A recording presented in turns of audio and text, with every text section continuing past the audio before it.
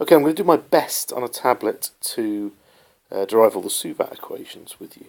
And the easiest way of doing it is to remember this velocity time graph. You just need to draw it if it's not drawn for you in the exam already, and you need to label it correctly, which you're going to do now. And also you need to, if you're going to draw it with a ruler.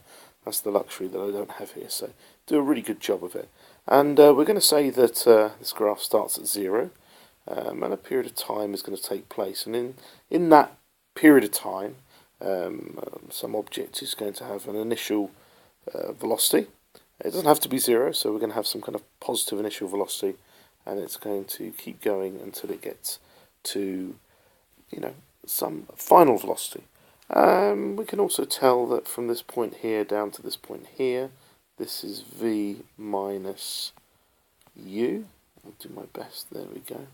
V minus u. A bit messy, but does the job. And then we're ready. We're ready to start deriving our equations, and everything comes from this graph. So let's start off with our first suvat, and we're going to look at the acceleration. The acceleration, which is the gradient of a velocity time graph. So we can say that the acceleration is equal to, well, the distance v minus u divided by t. And if we rearrange this, we get our very first one. V equals u plus a t. So that's our little suvat number 1.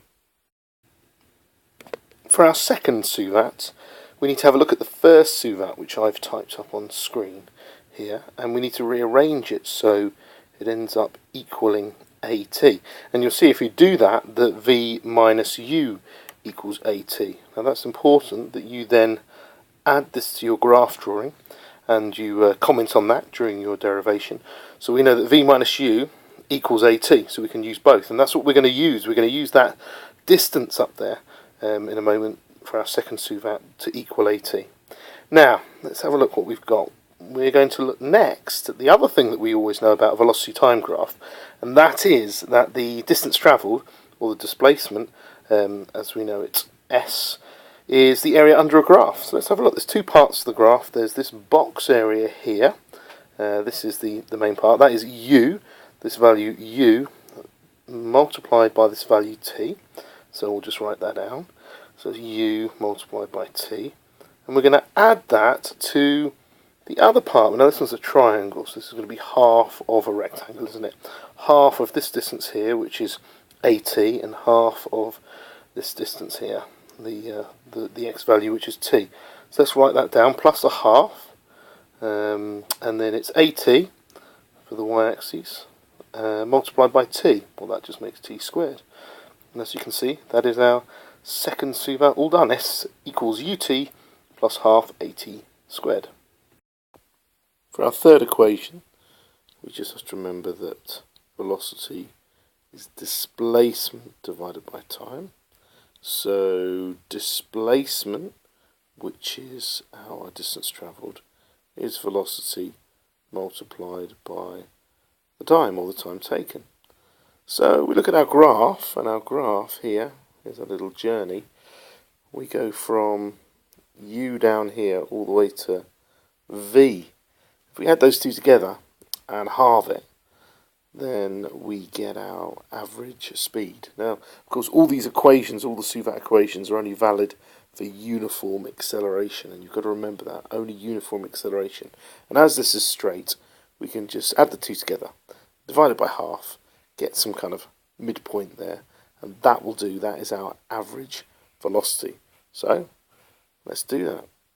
Our average velocity is going to be v plus u divided by 2, and then just let's take all of that and multiply by that t, which we've already got, and there we go. There's our third suvat. In order to derive our final fourth suvat, we need to take the first and the third suvats and have a mess around with them. So what we're going to do is we're going to take the first one and make t in charge, and we're going to get rid of it from the other. So let's have a rearrangement here. What do we have? I'm going to bring v minus u. So let's get our little minus. We don't need this anymore. There we go. Let's get our little minus over there. There we go. How lovely is that? And then we're going to say, well, we're going to divide that by a. So I'll bring the a across. And there we go. There's our rearranged equation. So let's substitute that into our second equation. I think I'll have my little bin over here. Let's throw all this lot over there. And let's bring this lot, v minus u divided by a. We'll bring that back over here. Now, we're not quite there, because we want to somehow get rid of this 2 and this a. Well, that's easy enough, isn't it? We just take this 2, and if everything was being divided by it, it's multiplied over there. And again with the a, that's fine. Let's bin all these bits and bobs. There we go. Really, we should put our little brackets there, and then we've got a bit of multiplying to do. Let's get on with it then. We're going to multiply out these brackets. U, v, that's our first one, minus u squared, plus v squared, and minus uv. So we can get rid of the uv's. All of this equals 2as, and with a bit of rearrangement we get v squared equals u squared plus 2as, our final suvat equation.